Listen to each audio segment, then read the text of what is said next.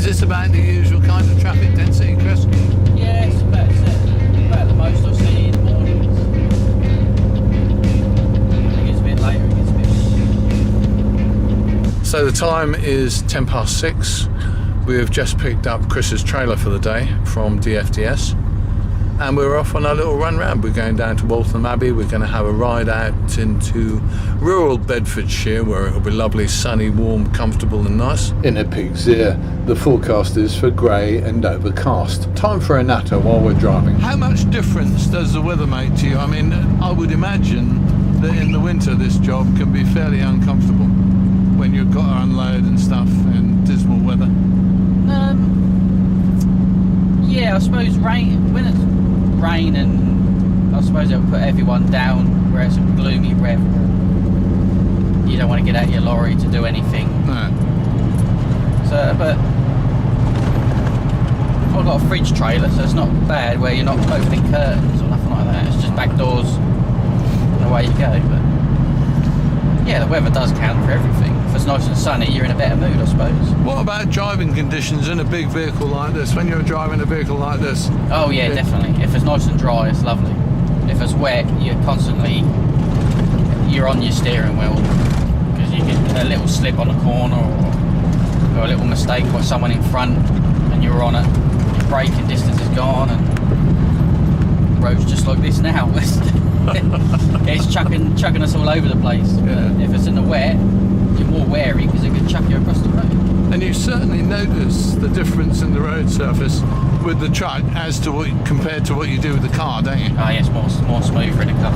You don't realise how rough the ground is in a car than you do in a lorry.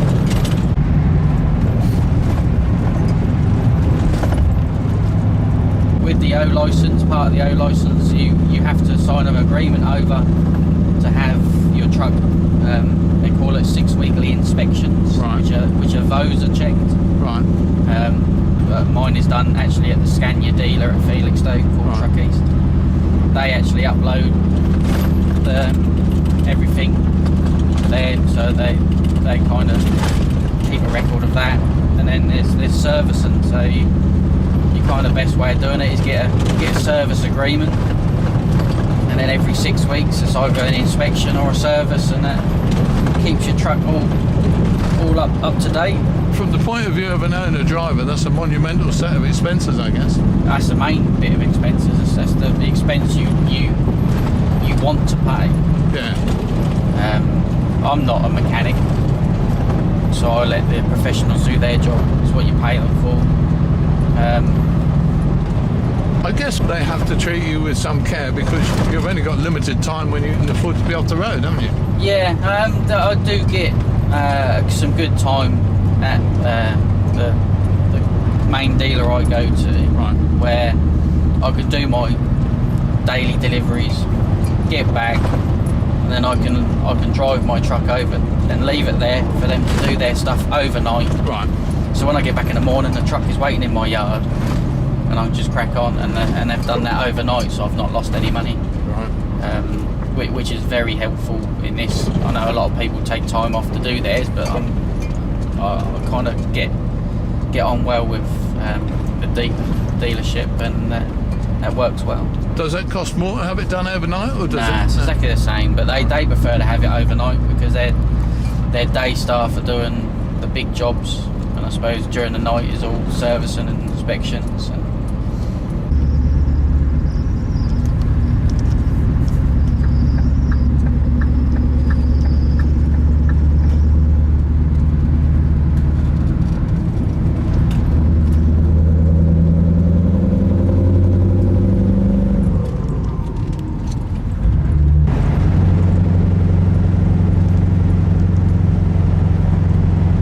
And for about 7:10, and the daylight has started to come in nicely now. It actually makes a big change to be able to see where you're going, doesn't it? And we're about 10 or 15 minutes away from our first drop, so that should make us pretty early there. Hopefully Chris will get dropped straight away, but you never know, there might be a queue of trucks outside, mightn't there? yeah, could be. But we hope not. It's Friday, so everyone's chasing the same fish today. Everybody wants to go home. Everyone wants to go home.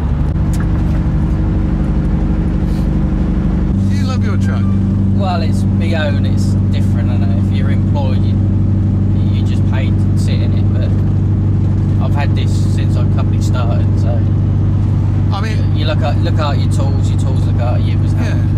But it's a bit like a Spanish whore's bedroom in here at times, isn't it? Yeah. Hey? Well, it's got lovely curtains. It's padded. I've redone the lining of the roof, and I'm starting on the sides soon. So. But yeah,